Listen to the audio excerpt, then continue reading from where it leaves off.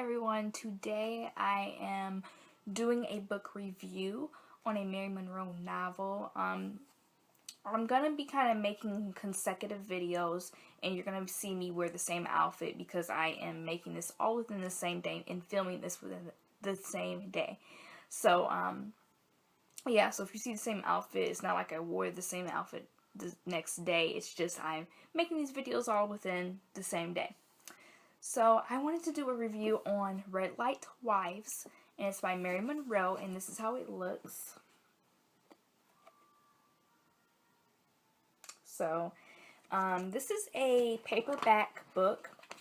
That's why I really am trying to get a Kindle. I don't have a Kindle, and I really want one because I do like to read books, and sometimes I get sick of the paperback books. But let's get to the review. So this is a Mary Monroe novel. It's called Red Light Wives, and basically I wanted to do a review on this book because I feel like there's actually not a review on this book at all on YouTube that I can find. So I said, why not? Why would I not make this to share with you guys and actually for it to be on YouTube and for you to find out about? I'm going to read you the back, the summary on the back. They're about as different as 6 women can be.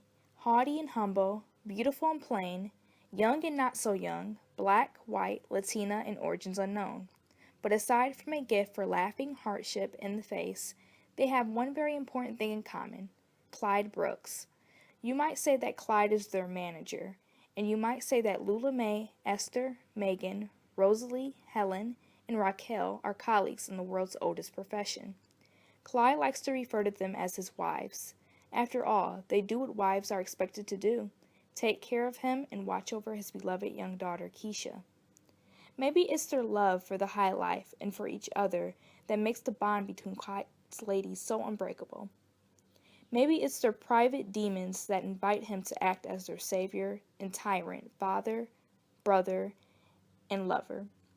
And maybe it's middle-class Helen's naive vulnerability, privileged Megan's shocking secret, strong, smart Lula Mae's maternal nature, and wild child Esther's anger at the rest of the world that keep them so loyal, or so Clyde thinks. For hard as they try to distract themselves, nothing can quell the woman's longing for a life free from Clyde, what he represents, until one daring act of defiance changes everything. That's a summary of the back of the book. It's about six women, and they're very different, and they enter a business of basically the call girl profession kind of thing. They're call girls, and Clyde is the one who sets up the dates and all that type of stuff. So it's a really good book. I really didn't think it would actually be that good, guys, to tell you the truth. But when I found this book, where did I even get this book? I don't even remember where I got this book. I believe I got it from the store. Anyways, moving on. This book is really good, and as soon as I started it, I got, caught up into it. So, how the book is set up, guys, is each chapter talks about a different girl. So, like, the first chapter is about Lula Hawkins, and it starts off with Lula Hawkins, and like the 4th chapter is about Raquel Harper. So they each have their own chapter. Chapter 13, Esther Sanchez. So each chapter basically is like, you probably have seen books that are set like that. Each chapter is about a different character, and they go back and loop around throughout the story. Now, the wives have their own, like, within their own chapters. Clyde does not have his own chapter. So, and I actually thought that would have been cool to see his point of view as well. But it was just the women that had their own narrative, their own chapters. So, in the back of the book, it also has discussion questions. And I'll be making videos actually about Mary Monroe's books, and I'll be answering the discussion questions in a separate video. and I thought that was kind of actually cool for me to share with you guys, so I'll be making a separate video about that. Okay, so overall this book was really good.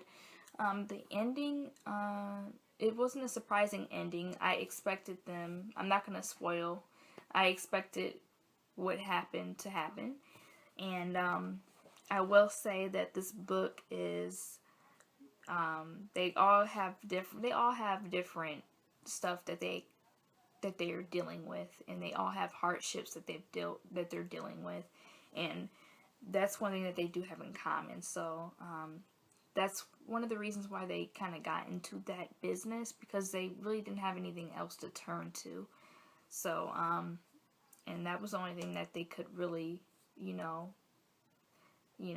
turn to, basically. And some didn't have family members, some were on their own, stuff like that. So it's a really good book.